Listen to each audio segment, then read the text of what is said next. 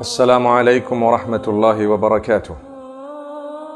We praise Allah subhanahu wa ta'ala, send blessings and salutations upon Muhammad sallallahu alayhi wa sallam. We ask Allah to bless every single one of us and grant us goodness. Beloved youth, the first piece of advice I have for you is the advice that Allah subhanahu wa ta'ala has delivered to us all, and that is taqwa. If we are to be conscious of Allah, conscious of our duty unto Allah, the do's and don'ts, and we ourselves strive to abstain from prohibition and to fulfill the instruction of Allah subhanahu wa ta'ala, it becomes much easier for us to deliver the message with a lot of passion.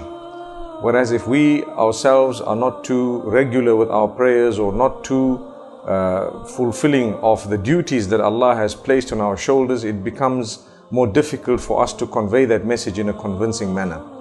Secondly, respect yourself, respect everyone around you, respect the fact that you are a Muslim, and understand that those who are around you are always in search of goodness, and the human mind is extremely inquisitive.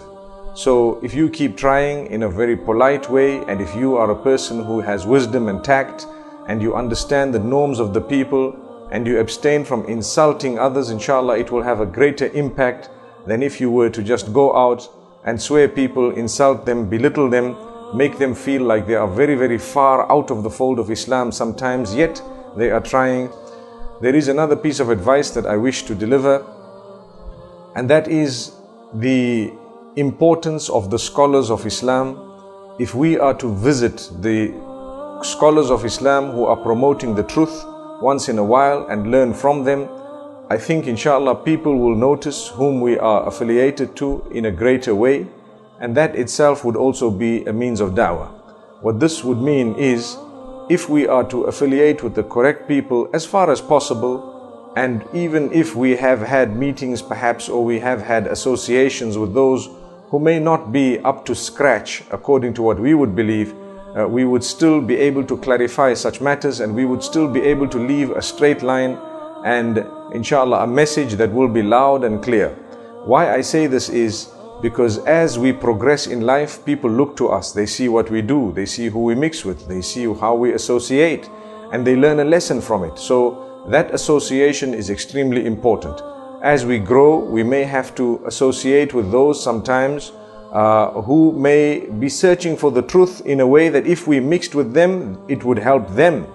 This is another level on its own. But we ask Allah subhanahu wa ta'ala to grant us wisdom, to grant us tact. Remember, I have said this many times and I say it again, go through the seerah of Muhammad sallallahu alayhi wa sallam and study the way he treated the others, the way he spread the message, the way the da'wah at that particular time was delivered. That was the most pristine way. That was the best way.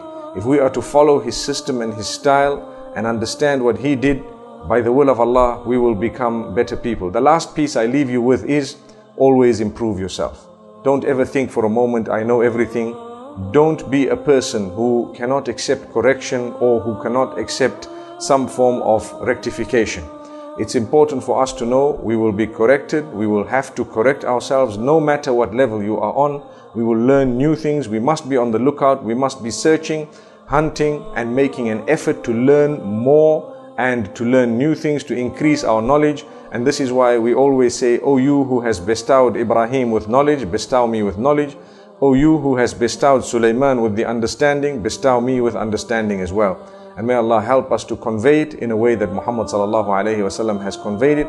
Humbleness and humility is paramount. We ask Allah to bless us all. Jazakumullahu khaira. Wassalamu alaikum wa rahmatullahi wa barakatuh.